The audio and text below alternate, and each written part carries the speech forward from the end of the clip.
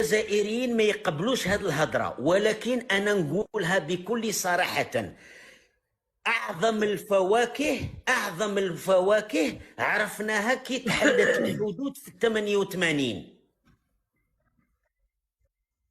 النهار اللي تحلت الحدود بين الجزائر والمغرب في 1988 بين الشاذلي بن جديد رحمه الله والحسن الثاني رحمه الله، عرفنا اللوز، عرفنا النواة كاجو، عرفنا الدلاع، عرفنا البطيخ. احنا ما كناش نعرفوا النواة كاجو. تعرفوا شو ولا النواة كاجو؟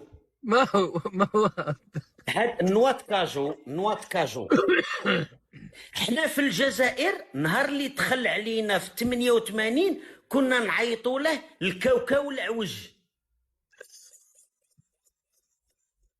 ما هو ما هو الكوكا العوج. هو جايك النواة كاجو هذاك يجيك الكاوكاو ولكن اعوج، هو جاي حلو على الكاوكاو. نوع من المكسرات سيد اسعد، بحال مثل الفستق. ايوه مثل هذاك الفستق. هذاك المنعطف هكذاك. منعطف. عين ايش الجمل، عين سميتوه؟ الجمل. لحظه يا صالحه، ايش سميتوه؟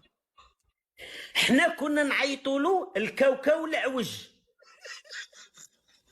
زعما كاوكاو ولكن اعوج.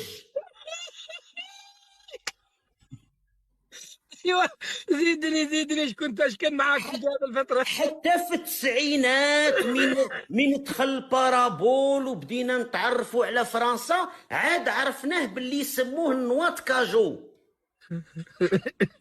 ولكن في 88 كنا نعيطوا له الكاوكاو العوج، خاطش حنا كنا نعرفوا غير الكاوكاو، ما ايوه نعرفوا لا لوز لا نواة كاجو لا قرقاع لا والو. هاد الصوالح ما كناش نعرفوهم. النهار اللي تحدث الله. على سلامتك، على سلامتك اسعد الشرعي، على يا اخي سلامتك. لا لحظه انت تعبتني والله. ونعطيك لحظه يا خويا، نعطيك لحظه. منين طلعت لي انت؟